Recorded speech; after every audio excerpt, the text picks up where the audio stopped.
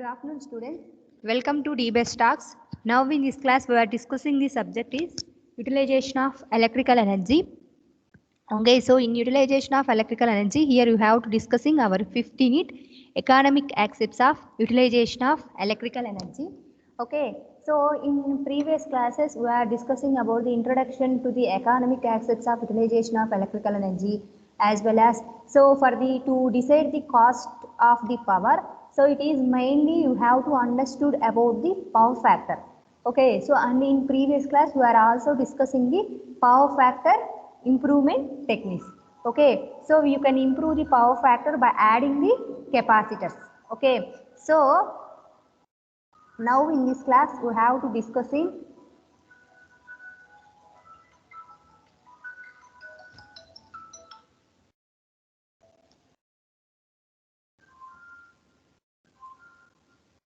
fixed capacitor location schemes. Okay, so that means to improve the power factor. Okay, so to improve the power factor you have to adding the capacitors. Okay, so capacitors to the load. Okay, by you can improve the power factor. Okay, so that one you have here how you can fix the capacitor location. Okay, you have to see here this will generally improve losses. Okay, so this will improve generally losses, although it is not an optional solution. Okay, so whenever you have to fix the capacitors, okay, so at that time these capacitors will generally improve the losses. Okay, so and that is also not an optimal solution. Distributing the capacitors using the motor sizes and the NEMA tables as a guide. Okay.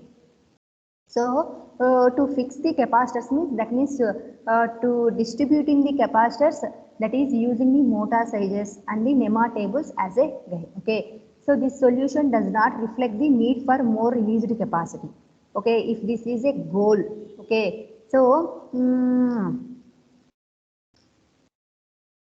okay, so that means it is not a permanent solution, okay, to improve the power factor to fix the capacitors. Capacitors sized for small loads are often proportionally much more expensive than larger fixed capacitors.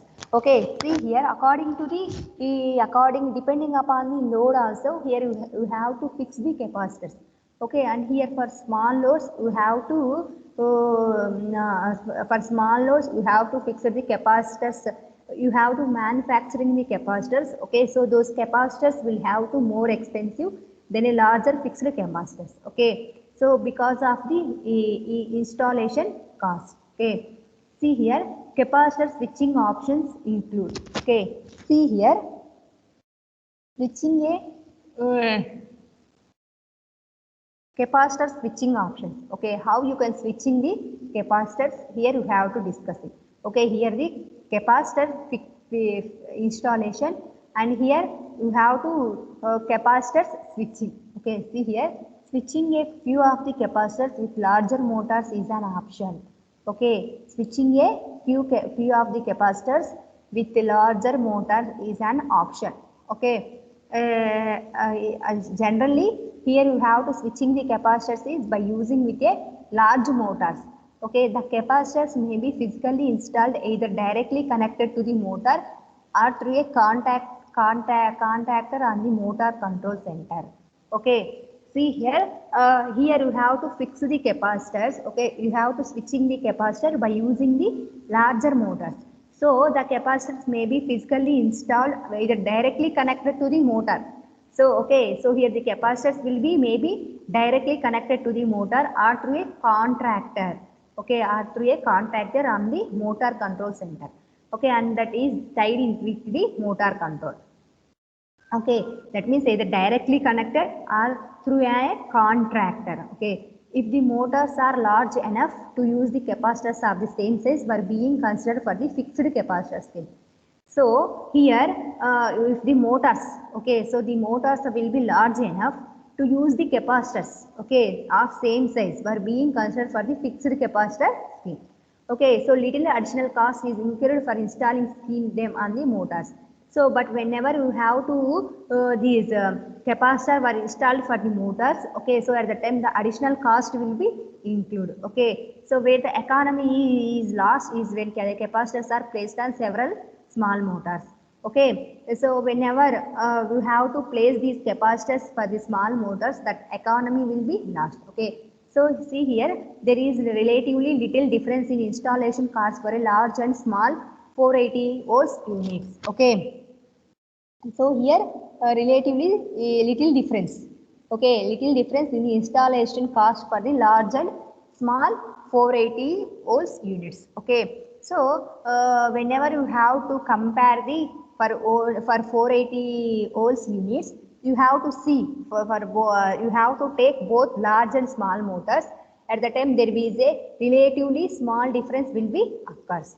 Okay, see here the second switching option is to consider an automatic power factor control installed in the capacitor bank. Okay, so the second option is here you have to consider the automatic power factor control. Okay, so to improve the power factor, here you have to use the automatic power factor control installed in the capacitor bank. This will switch large capacitor banks in small steps. Okay, so this power factor control will switching. Okay, that means will switch on the this capacitor bank. Okay, in small steps. 25 through 50 is common. Okay, to follow the load. Okay, automatic power factor capacitor banks. Small steps means either it will be switch on either 25 steps or 50 steps. Okay, to follow the load. Okay, so here automatic power factor capacitor bank should be installed at the motor control center rather than on the main bus. Okay, so here the capacitor bank should be installed at the motor control center rather than on the main bus. Okay, if the optimal distribution loss is goal. Okay, is a goal. Okay, so here automatic power factor capacitor bank should be installed at the motor control center. Okay, rather than on the main bus. Okay, if optimal distribution loss is goal. Okay, so the economics of purchasing, installing.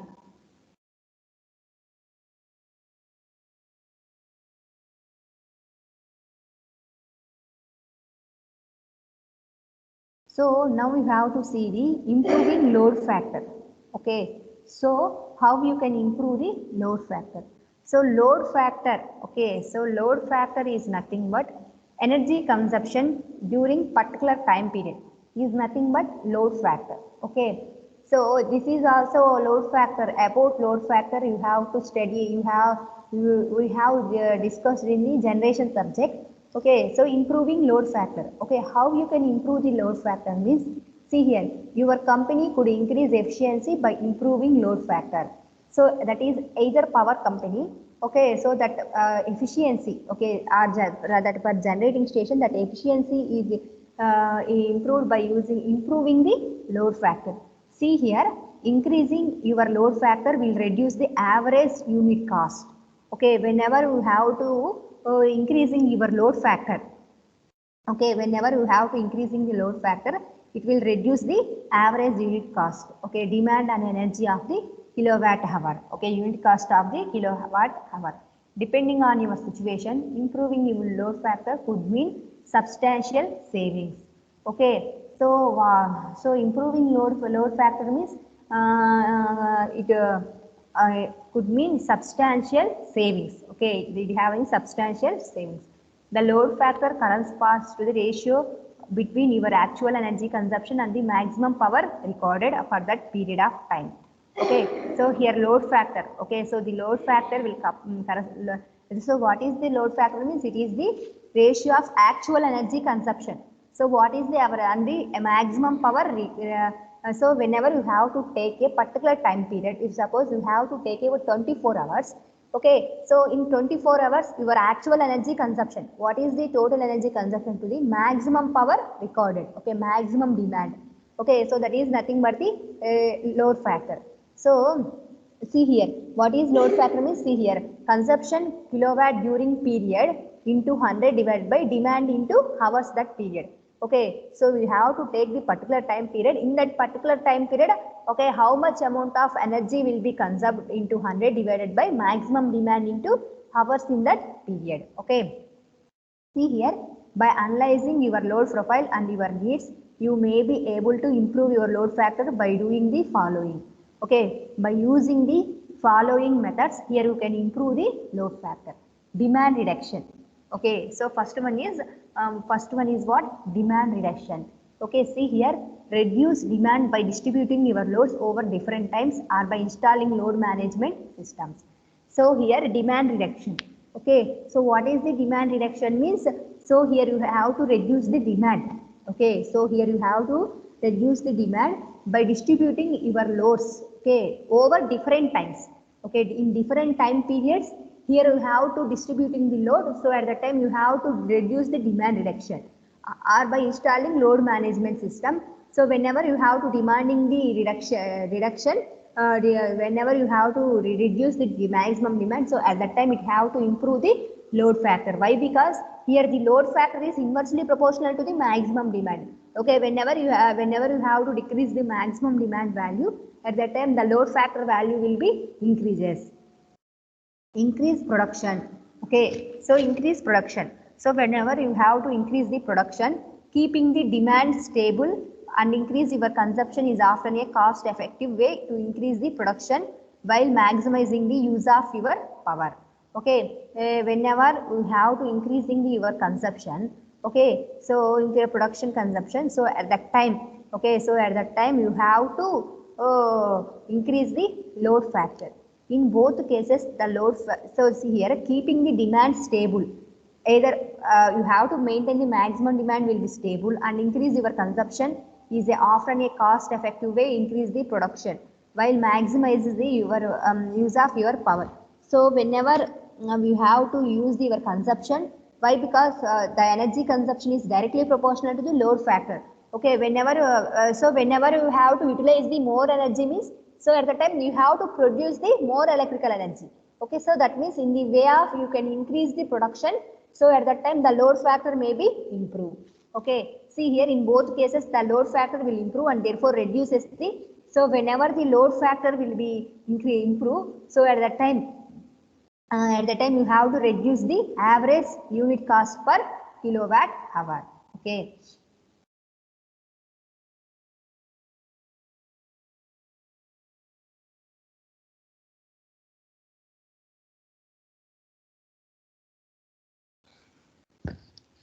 See, next one is peak demand. Okay, peak demand is nothing but maximum demand. See here, the peak demand of an installation or a system is simply the highest demand. Okay, so peak demand means the highest demand. Okay, so in which time period we have to use the maximum demand. Okay, highest load, that is nothing but the highest demand that has occurred over a specified time. Okay, that is over a specified. Peak demand is typically characterized as annual, daily or seasonal and has the unit of power. Okay, so here the maximum demand or peak demand you have to maybe characterized as annual. Okay, so you have to calculate for the total for overall year or for daily or for seasonal. Okay, see here, peak demand, peak load or on peak are the terms used in the energy demand management, describing a period in which electrical power is expected to provided for a sustained period. Okay, see here, peak demand. Okay, so peak demand or peak load are the terms used in the energy demand management. Okay, so these are used in the energy demand management, describing a period in which electrical power is expected to be provided for a sustained at a significantly higher than the average supply level. So average, through average how much power is used, so but the peak demand is nothing but maximum value. See here, peak demand fluctuations may occur on daily, monthly, seasonal and year cycles. So, here in previous I am saying that here the peak demand will be calculated for as annual or daily or for seasonal. Okay, so here the peak demand fluctuations may occur. Okay, here the fluctuations in the peak demand may occur daily or monthly or seasonal or for year. Okay, see here, for an electric utility company, the actual point of peak demand is a single half hour or hourly period. Okay, so here electric utility company, the actual point of peak demand is for a single half hour or hourly period. Okay, so which represents the highest point of the customer consumption of electricity.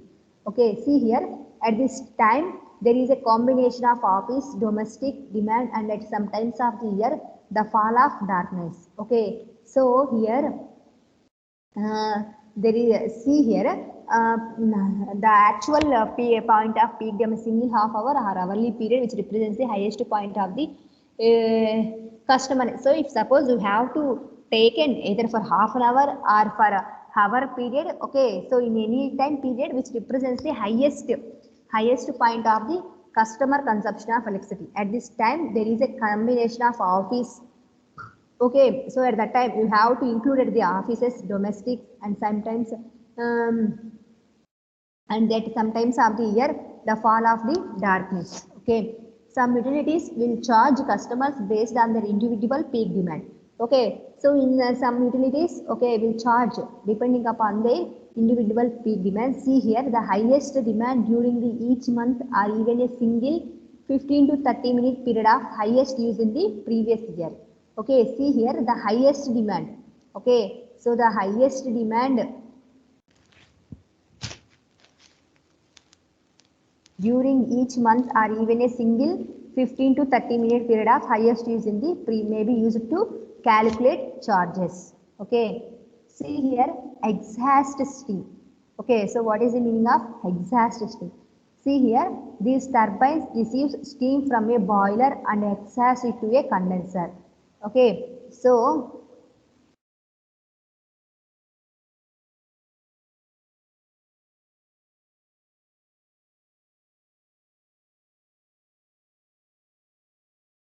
next you have discussing exhaust steam. Okay, so you have to learn about the exhaust steam in the generating system also. See here, the turbines receive steam from a boiler and exhaust to a condenser.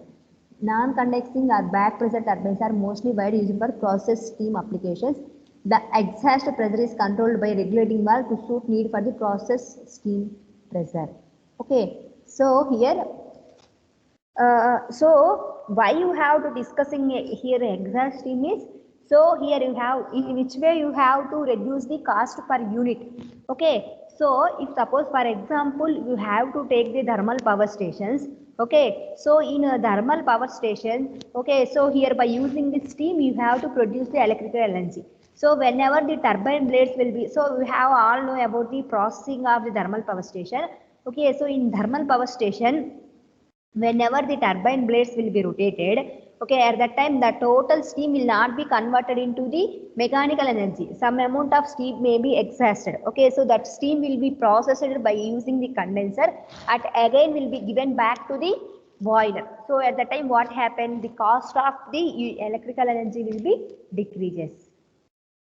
See here, heat recovery steam generators. See here, HRSG. Okay, so the heat recovery steam generators.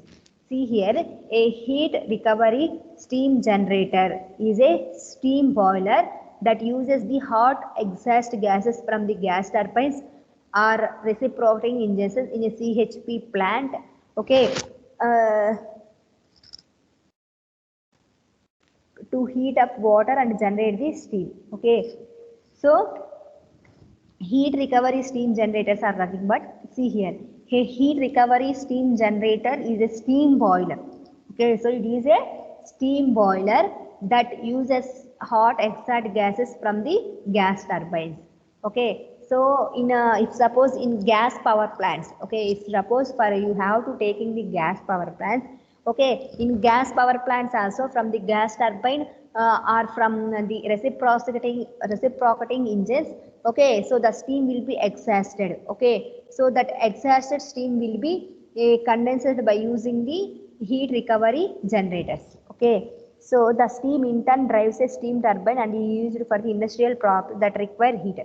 Okay, so that steam, okay, so that steam again by using that heat recovery steam generating systems, that steam will be again in turn drives the steam generators or it is used in the industrial process. Okay, so to that require the heat. Okay, see here, chemical plants. Okay, HRSG used in chemical plants industry are distinguished from conventional steam generators by following the main features. Okay, see here HRSGs. Okay, HRSGs used in the CHP industry are distinguished from the conventional steam generators. Okay, conventional steam generators by the following features. These having the HRSGs are having following features. See here, the HRSG is designed based upon the specific features of the gas turbine or reciprocating engine that will be coupled to. See here, the HRSG is designed based on specific gas turbine or reciprocating engine. Okay, so here the exhaust gas temperature is relatively low. Heat transmission is accomplished mainly through a convection. Okay, so in HRSG generators, okay, the exhaust the gas temperature is relatively low. Okay, and here the heat transmission is accomplished mainly through a convection. Okay, see here, the exhaust gas velocity is limited by the need to keep head losses down. Okay, see here, the exhaust gas velocity. Here the exhaust gas velocity is limited by the need to keep the head losses down. Okay, see here, thus the transmission coefficient is low, which calls for a larger heating surface area. Okay, so at the time the transmission coefficient is low, which calls for a larger heating surface area. See here, since the temperature difference between the hot gases and fluids to be heated, steam is low, and with the heat transmission coefficient being low as well, the evaporator and economizer are designed with plate fin heat exchangers. Okay, so here the temperature difference between the hot gases and the fluid to be heated low. So because of so here the hot gases and fluids, okay, steam or water, okay, low, so heat quotient being low as well, the evaporator and designed with plate fin heat exchangers. Okay, see here, this is the layout. See here, fuel, gas turbine, hot exhaust gases, heat recovery unit. Here you have to give the water. Here the water will be heated by using these hot gases. Here you have to give in the hot water steam, heating or cooling. Okay, so this heat, so you have want heating, you require the heating for building facilities. See here, from the gas turbine, we have to giving the fuel. The turbine will convert that steam energy into the mechanical energy. So, and here that mechanical energy will be given to the generator. So, what is the purpose of the generator? In generator, the mechanical energy will be converted into the electrical energy. Finally, you have to getting the electricity. So, here directly you have to giving for the power grid. Okay, so grid means where you have to from the grid you have to connect a lot of substations. Okay, from that you have to distribute the electrical energy to the consumers, and here you have to directly use it for the building facilities. So whenever the turbine will be rotated here, the sum of the steam will be exhausted. That exhausted steam is given to the heat recovery unit. In this heat recovery unit, here you have to supply the water. Okay, so here you have to get the hot water or steam. Okay, so for this is used for the heating or cooling purpose, and this is given to the buildings or facilities. Okay, so this is about the heat recovery unit. Okay, so this is about the economic aspects of utilization of electrical energy. Okay, so now up to now in this class we have to completed our 5th unit. Okay, so all of you please subscribe the DBS stuff. Thank you.